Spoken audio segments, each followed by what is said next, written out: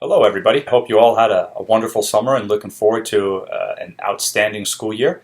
And I wanted to start off this year by creating this little video to hopefully help some of you out. Every year I have students that ask me the same question. Mr. Ivoli, everything in this textbook seems really important and I don't know what to write down. I'm frustrated and I'm confused. How do I know what to take notes on? All right? So I'm going to show you guys in a few minutes exactly what to do and how to do it so that you can come to class feeling confident, comfortable, and prepared. Okay, so the best place to start learning how to take notes and annotate text is by using the 13 themes of history. As you read your textbook and other print materials, being actively engaged in your reading helps to build retention and form connections between examples. When you come across information that may be an example of a theme, you're going to want to use the materials I gave you, such as your highlighters, your pencil, post-its, post-it flags, in order to do so. Remember, when using your textbook, you cannot write or highlight in it directly unless you have your own copy. We're going to come back to this later when we look at some examples in the textbook. 13 themes of understanding. Government, geography, religion, achievement, social class, agriculture, disease, imperialism, technology, trade, liberty, Maslow's hierarchy of needs, control continuum. Government. There are many types of government, all are designed to organize and control people. Geography. Different types of geography and climate provide different resources for people and society. Religion. Throughout history, religions have provided people a means to explain what they could not understand.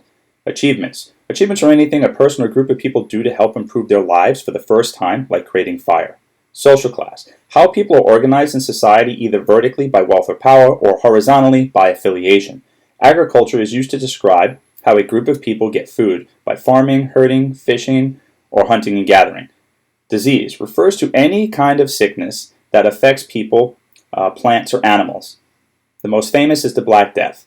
Imperialism is when a group of people take another group of people's land to get what they have. Technology can be anything that solves a problem or makes life easier. Trade. Exchanging or selling what you have for what you need or what you want. There are two types of trade: land trade and sea trade. Liberty. Seeking freedom to have control over your life. And destiny. Maslow's is used to help you understand where a person or group of people are, what's important to them, and why. Control continuum is that land gives you resources, resources give you wealth, wealth gives you power, and power gives you control over your life and destiny. Okay, here we are. You read this section of the textbook about fire and early hominids. So what's next? Right. What do I write down? How do I know what's important? Well, use the 13 themes. Ask yourself, what theme might be present here? So as I read, I highlighted use of fire, heat, protection, gathering point for small communities, and a way to cook food. All the things that fire provided early hominids. Right? So as I look at my list of 13 themes, I say, hey, I think this is an achievement, right? Because they were able to make fire, cook food, keep warm, and ward away dangerous animals. So on my post-it, I'm going to write fire is an achievement. And I'm going to place it, because remember, you guys can't highlight or write in your textbook like I did unless you purchase your own copy.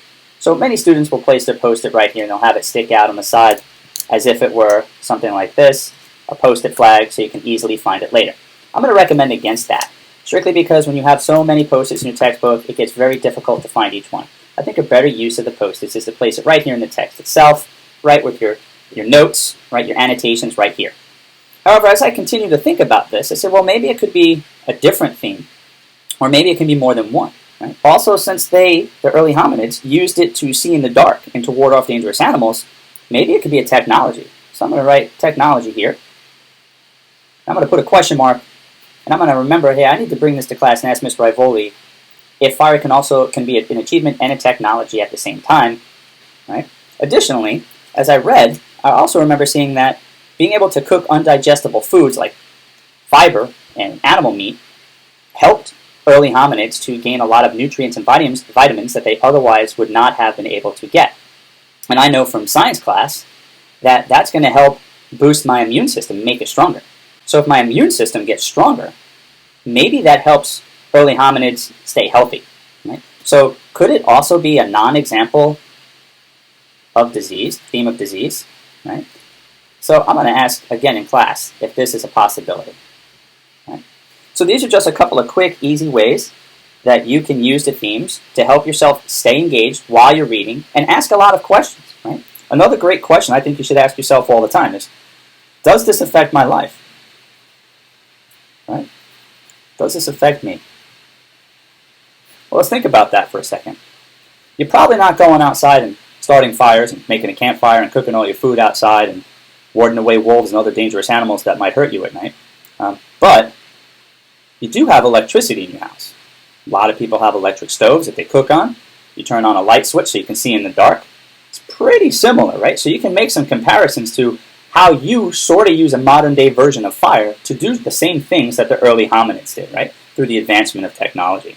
So always asking yourself, what would that look like today? Does it affect me? Those are great questions. I hope this helps you and you have a better understanding of how to take notes, annotate your text, and use the 13 themes.